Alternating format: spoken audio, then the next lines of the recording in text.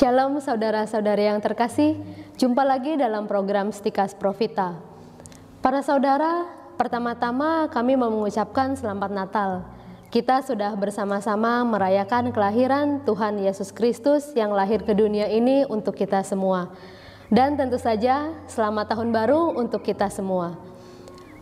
Pada kesempatan ini, kami tidak akan berbicara tentang Natal ataupun tentang tahun baru, tetapi kita akan bersama-sama membahas mengenai keluarga. Ada banyak sekali tema keluarga yang telah kami sampaikan di waktu-waktu yang sebelumnya. Tetapi izinkan kami pada saat ini untuk menyampaikan kembali mengenai tema tentang keluarga. Hal ini berkenaan dengan tema dari surat Paus Fransiskus yang menyapa keluarga-keluarga Katolik pada saat pesta keluarga Kudus Nazaret pada tanggal 26 Desember yang lalu.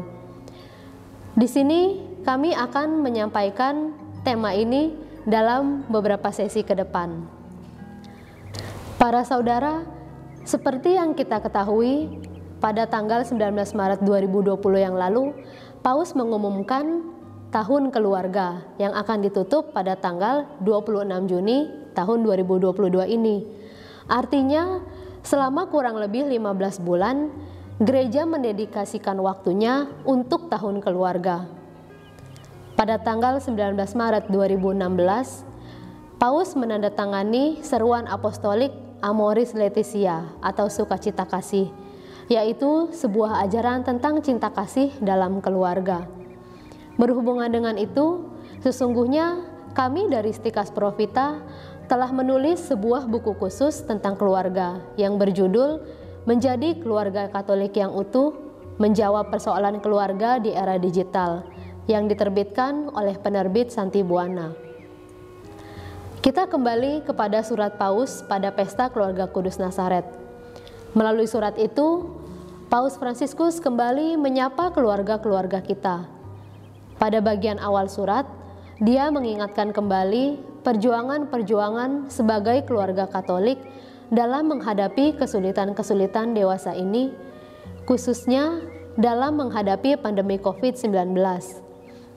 Dia mengajak keluarga-keluarga Katolik untuk keluar dari zona nyaman, seperti Abraham yang keluar dari zona nyaman hidupnya untuk mengikuti panggilan Tuhan.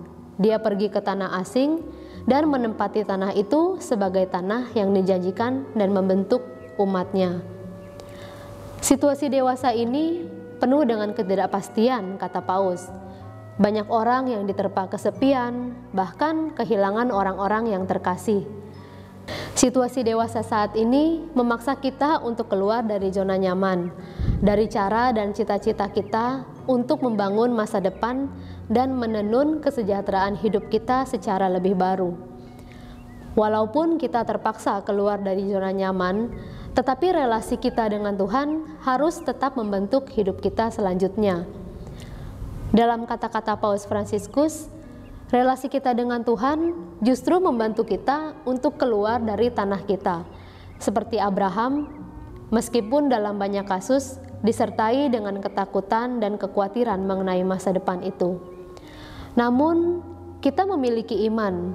Keluarga-keluarga memiliki Tuhan Yesus dalam menghadapi berbagai kesulitan yang dihadapi itu. Iman akan Yesus Kristus inilah yang akan memungkinkan keluarga-keluarga dan individu-individu untuk tidak menyerah, sebab Yesus bersama dengan keluarga kita.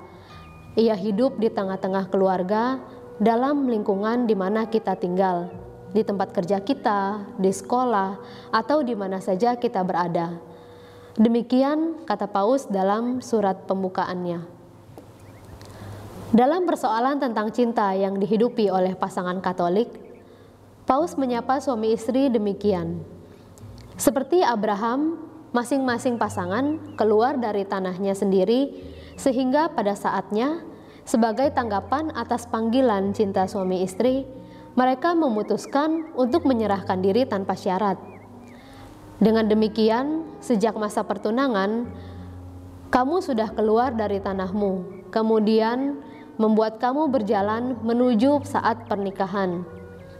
Pelbagai situasi yang berbeda dalam hidup berjalannya waktu, hadirnya anak-anak, pekerjaan, dan penyakit, semuanya menantang para pasangan ini untuk memegang erat komitmen mereka satu sama lain, untuk meninggalkan kebiasaan-kebiasaan yang mendarah daging, kepastian dan keamanan, dan untuk bersama-sama menuju ke tanah yang Tuhan janjikan, menjadi dua di dalam Kristus, dua dalam satu. Suatu kehidupan yang menyatu, suatu kita dalam persekutuan penuh kasih dengan Yesus, hidup dan hadir di setiap keberadaan kamu. Tuhan selalu di sisimu, Dia mencintaimu tanpa syarat, kamu tidak sendiri. Berkeluarga berarti menyerahkan diri satu sama lain. Penyerahan diri ini bukanlah suatu ketertundukan buta seorang perempuan kepada laki-laki ataupun sebaliknya, yang mengarah pada perendahan martabat yang lain, melainkan suatu bentuk perjuangan untuk mengalahkan ego masing-masing sebagai hal yang sudah menjadi kebiasaan yang menjadi zona nyaman dari seseorang. Menikah atau hidup berkeluarga berarti keluar dari diri sendiri, keluar dari tanah sendiri menuju tanah yang dijanjikan. Tanah yang dijanjikan itu tidak lain adalah keluarga yang dibangun bersama-sama.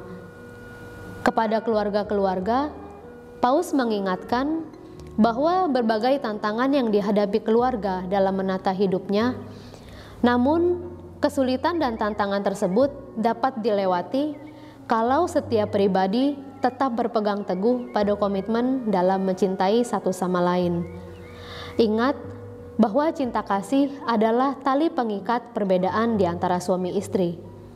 Tetap dua pribadi yang berbeda, tetapi pernikahan mempersatukan mereka dalam Yesus Kristus.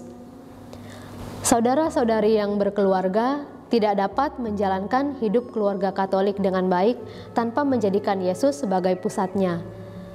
Persekutuan hidup berkeluarga adalah persekutuan dalam Yesus Kristus.